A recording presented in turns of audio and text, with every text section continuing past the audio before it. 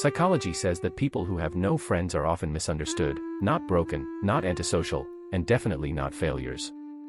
In many cases, their brain simply works in a way that makes typical social life feel draining, shallow, or even unnecessary. And if you've gone long periods without friends, there are real psychological reasons behind it. 1. You have zero tolerance for fake people. If you have few or no friends, you probably can't stand being around fake personalities, people who wear masks, gossip constantly, or manipulate situations. Research shows that as we become more self-aware, our tolerance for inauthentic behavior drops dramatically. You'd rather be completely alone than sit through shallow conversations with someone who's performing instead of being real. Most social circles include people who smile to your face and talk behind your back. Your brain picks up on manipulation, hidden motives, and subtle dishonesty quickly. So you keep your circle small, not because you're antisocial, but because you're protecting your peace. 2. You prefer depth over quantity in every relationship.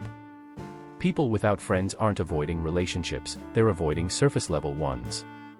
Research suggests that individuals who think more deeply tend to prioritize quality over quantity. You don't enjoy small talk. The "how's the weather" conversations where no one is actually listening feel exhausting. If a topic has no substance, you disengage. You want to talk about ideas, psychology, what drives human behavior, what makes life meaningful.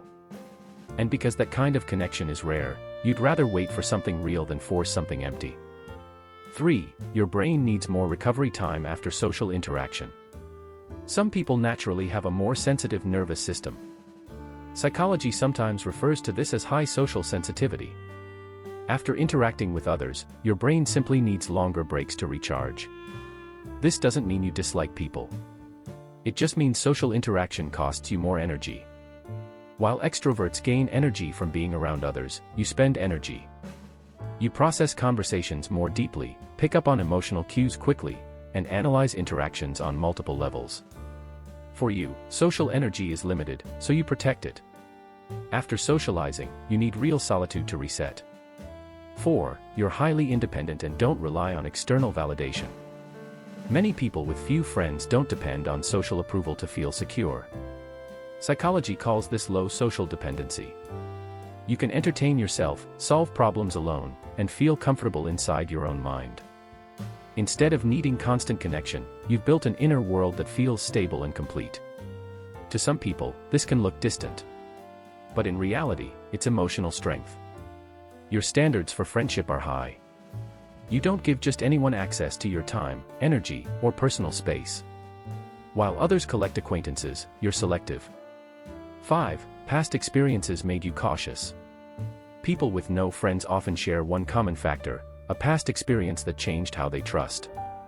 Maybe it was betrayal. Maybe neglect. Maybe being surrounded by the wrong people.